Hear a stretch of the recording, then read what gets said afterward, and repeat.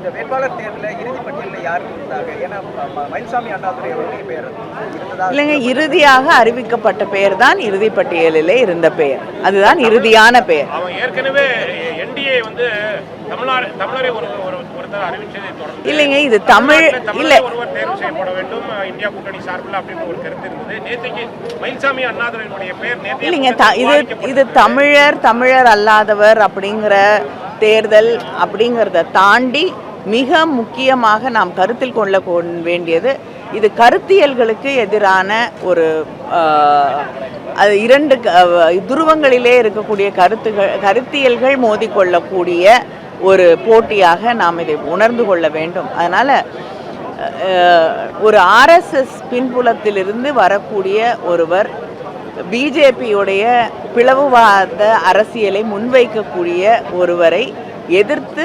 நிறுத்தப்பட்டிருக்கக்கூடிய வேட்பாளராக அத்தனை எதிர்க்கட்சிகளுடைய ஒருமித்த வேட்பாளர் என்பதை நாம் மனதிலே வைத்துக் கொள்ள வேண்டும். இதை எந்த மாநிலத்திற்குள்ளும் கொண்டு போய் சேர்த்து விட முடியாது. தமிழ்நாட்டிலிருந்து பிஜேபி ஒரு வேட்பாளரை நிறுத்தி இருக்கிறார்கள் என்று சொன்னால் அவங்க தமிழுக்காக என்ன செஞ்சுருக்காங்க, தமிழ்நாட்டுக்காக என்ன செஞ்சுருக்காங்க, தமிழ் மக்களுக்காக என்ன செஞ்சுருக்காங்க? தொடர்ந்து அவர்களை வஞ்சித்து கொண்டிருக்கக்கூடியவர்கள் வேட்பாளரை மட்டும் நிறுத்திட்டா தமிழ்நாட்டுக்கு எல்லாம் செஞ்சதா வந்துருமா?